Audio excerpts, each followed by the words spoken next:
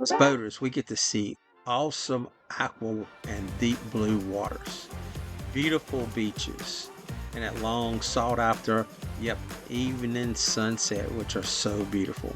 But what happens when things go really wrong, like a lightning strike on a boat? Then what?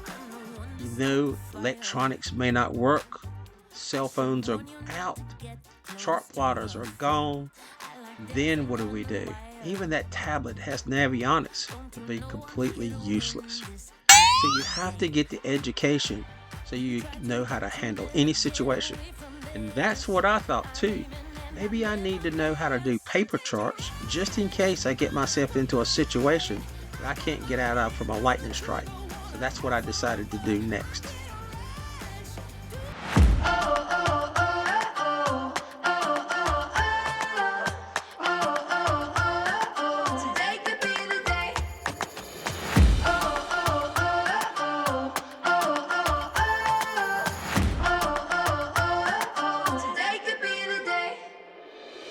Open your eyes and look around.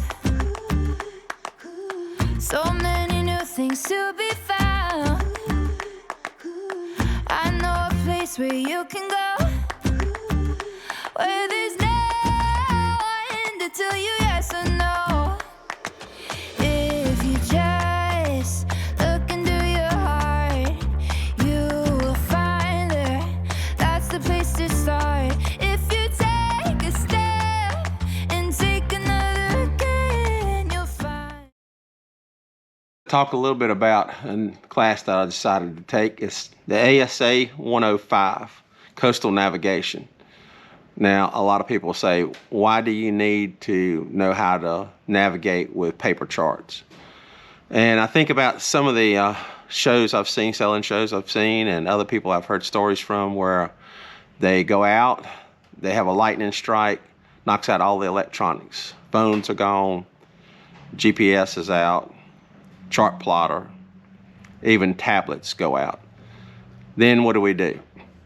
So I decided to go back, and I had some coastal navigation classes in the Power Squadron before when I was in Power Squadron, and I never really completed all of that, so I decided I was going to complete the ASA 105. The good thing about it is if you have your charts with you, you can get back home. It teaches you how to calculate dead reckonings, running fixes, how to use your actual non-electronic devices like handheld compass, your ship's compass. Why compass and GPS doesn't match teaches you all about deviation and variation. It also teaches you about currents, tides, so you fully understand those better. Even if you're using navionics or GPS or chart plotter, you'll be able to understand how the tides work and when to allow for the tides, for slack tide, flood tide, ebb tide. But it teaches you all that. So anyway, I've decided to take the course. I'm excited, and I look forward to going through it. You can actually do it online now. So I've chosen one of the training facilities, which is a list on the ASA site. You can look, see who teaches it. And I'm excited about getting started, getting the information. You do most of it by email, and then also there are downloads, and you have homework exercises that you can send back and forth, and they look at those, tell you what you're doing wrong, and then you can actually take the test at home. So I look forward to getting started. Well, turning back again on the ASA 105, I did receive my chart. You get a chart, a training chart, chart 1210, which is Martha's Vineyard to Block Island. Comes rolled up in the mail. And also the emailed information for the actual information that I'll read over to be able to take the test and print out. I'll make me a book so I can keep it for future reference. And there's also the homework exercises, which you do online and send in and get graded. But we'll take a look at this map. This map is crucial.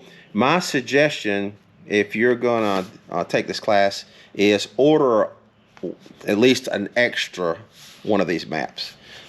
because when it comes time to take a test, you're going to probably, it looks like you're going to have a lot of marks on that training map that you're just going to get in the way when you take a test. So yeah, you can go online and order them anywhere from like $6 to $20. Just look online, you'll see the training chart, 1210. So anyway, definitely ready to get started and get this up. It's quite large, so you need to spread it out somewhere so you'll be able to see everything. So on the front side of the chart, you can see it extends from Martha's Vineyard to Block Island. It also has the compass rose on it for magnetic and true. And it's, like I say, it's pretty large, so find you a good place to lay it out. And it is the 1210 TR training. So when you get this, I would definitely get at least 2 of them, because you're going to have a lot of marks on here eventually, and you won't be able to see what you're actually doing.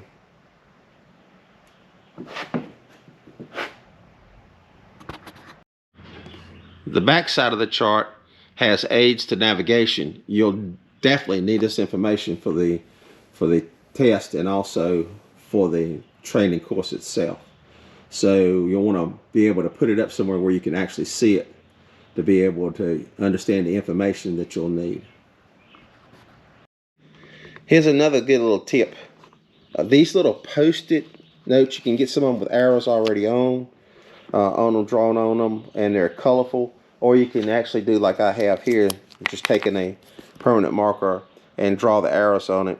You can use these to actually help you keep up with the lines that you're drawing on your chart. Because the lines start to get so many lines for lines of position and for bearings that you can't really keep up with the ones that you've drawn very easily. So definitely get your pack of these. These help out a lot. Another tool set that you really need to do this course to make it so much easier on you is the Weems and Plat. It's a whole toolkit that has everything you're going to need for navigation purposes, and you'll use this for a lifetime. It definitely has the tools that you need for this course. One, of course, is the dividers. It has a really nice set of dividers with a pencil in one side and, of course, a point in the other side. You can put points in both sides. It comes with it in an extra lead. You also receive parallel rulers, which are really, really, really nice. They work really well, and you're going to need that for longitude, latitude measurements, and also compass rose measurements. Then you also have a parallel ruler that rolls. This thing is so cool. It makes it so much faster. You have nautical miles on the edge, and of course, then you'll be able to measure all of your angles right in the center here, and also has 2 arrows to tell you which way you're going. That is fabulous. So you definitely want to check these tools out. They're really worth it. I know they're a little expensive, but they are definitely worth the price. Okay, here's 2 more tools that you're definitely going to need. One is a very good mechanical pencil. you're gonna need this. So go buy a couple of them. You can get them at Walmart. The other thing that's really, really nice, this little magnifying glass. It's really cool because a lot of this stuff you can't see. So the way it works is when you slide it open, then it will actually light, has LED in it, and it magnifies, so you're able to see what these buoys say, because sometimes when you're looking for a buoy, you cannot find it on this map. So definitely go get one of these. It works really well. Again, get it at Walmart. It's cheap. But those are some great tools to have. Okay, have all my material printed out from where it's been emailed to me from the ASA 105 Coastal Navigation course. So it's quite a bit of information. So I actually made, the chapter names and tabbed them and all that, because I want to keep this book. But it has 17 different sections, so it's really, really cool. You'll be able to keep up with all your information. I'm also going to keep up with all my practice sheets, all my test information, and then if I would like to look back at this later, then it's definitely there for you. So I would say make yourself a book. Keep up with all your information as you're taking the course. The course is going to take a little while, so take your time and do it right. Pass this thing. So anyway, this is a suggestion about the books. Okay, here's my training map 1210, and this is the one I've used to actually take the course with. And you'll see, man, it really has all the lines of position drawn on it. It is quite congested. So without those little markers I was talking about that you can put on to be able to tell what mark went where, then you know, it would be pretty tough to be able to keep up with all this. So like I say, you definitely want another copy of this 1210 to be able to take the test with. Otherwise you're going to be really confused and it's going to be really hard on you. So it's really worth the investment to get an extra copy. Okay, so here's my map. This is the one I actually used to take my test. You have a few marks, quite a few marks in the same areas on it. It's not too bad. You can still, it's very readable. So when you're taking your test, it's like I say, make sure to have an extra copy of this, because otherwise you're gonna have too many marks on the one that you're practicing on. So it works out really well. Okay, so on the ASA 105, the way it works on the test, once you complete all your exercises, practice exercises, and go through the course, they will email you a link to be able to take the test. So I've just taken the test and gotten the results back. So yep, all right, I made a 93, so that's good, pretty good. One thing you'll have to be careful with, definitely take your time taking the test. One thing that I did mess up on a little bit was on my plotting, I was off by about 2 or 3 tenths of a degree. And once you do that, then you'll have about 3 questions after that it also makes you miss those. So it's 100 questions and it's fill in the blank, no multiple choice. So you really have to pay attention. So you have to fill in all the blanks. And it was interesting. I took it all in a day. So, you know, it was an interesting test. So there you go. I wanted to kind of give an overview, summary of the ASA 105. I know that the courses are written up by different instructors, so each one of them is probably going to be a little different. Mine had quite a few graphical errors in it, which made it hard to understand in sections until you tried to figure out what those errors really meant.